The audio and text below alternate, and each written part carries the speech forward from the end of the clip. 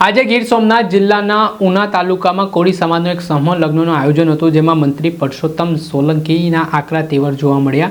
તેમણે કહ્યું કે કોળી સમાજને જો કોઈ વ્યક્તિ હેરાન કરશે તો હું તેને નહીં છોડું, અને ધોકાવાળી બાબતને લઈને પણ તેમણે નિવેદન આપ્યું, અને જો કોઈ વ્યક્તિ ન સમજે તો ધોકા ઉપાડવા પડે તેવી વાત તેમણે કરતા શું કહ્યું, વિગતે વાત કરીએ।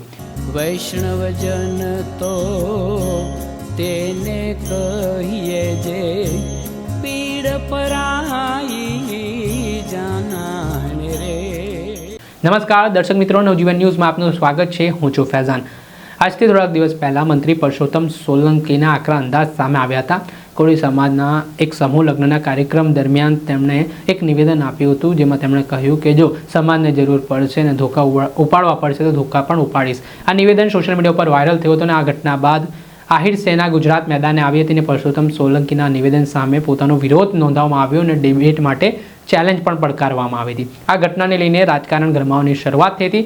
ત્યારબાદ ફરી આજે ગીર સોમનાથના ઉના તાલુકામાં એક સમૂહ લગ્નના કાર્યક્રમ દરમિયાન મંત્રી પરસોત્તમ સોલંકી આકરા પાણીએ જોવા મળ્યા, અને તેમણે શું વાત કહી તે સાંભળો। હું તો ઘણી વાર બેસાઈ એમને આગળથી ચા પાણી પીવડાવ્યો અને ઘણી વાર વાતો કરતો, પણ મારી આખી વસ્તુ અલગ હતી। હું ત્યારે કે સમજતો નહીં, પણ આટલો સમજતો કે કોળીને જો સમજાવે નહીં ને તો એ ઘણું, અને ન સમજે તો એને મારે સમજાવવાની મને ખૂબ પ્રયત્ન હોય। અમે સમજાવી દઈએ કેવી રીતે કરવું। હું ઘણી વાર પેપરમાં નહીં પણ જાહેરમાં ઘણી વાર ભાષણમાં કહી દેતો કે કોઈ ન સમજે ને તો ધોકાવાળી કરે।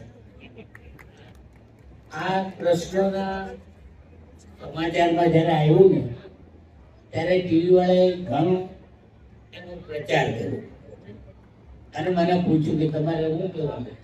મેં બીજે કીધું જ નહીં, સાચું છે, તમે નામ તો તમારો પણ મારા હાથે સાચું છે, અને મારા સમાજની જરૂર છે। એ નહીં સમજે તો કોણ સમજે? એટલે મારો સમાજ સમજે, અને હું કહું છું સમાજે સમજે, એટલે મારે આ બધું કઈ વાત કરવાની જરૂર નથી। મારા સમાજને કોઈ દુઃખી કરશે ને તો હું નહીં છું, એ લોકો કરે કે ના કરે, પણ મને મારો કોળી સમાજ બહુ પ્યારો અને મારો લાયક, એટલે હું જે કરું ને એ મારા દિલથી કરતો અને સમાજના ભલા માટે।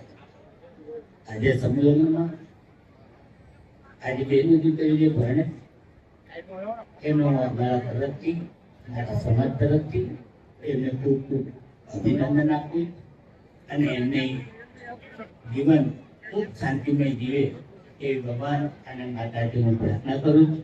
અહીંયા બોલાવી દીપુએ જે મને માનપણ આપ્યું તે બદલ હું હૃદયપૂર્વક આભાર માનું છું। આટલું કંઈ બીજું વસ્તુ ભારત માતાજી જય।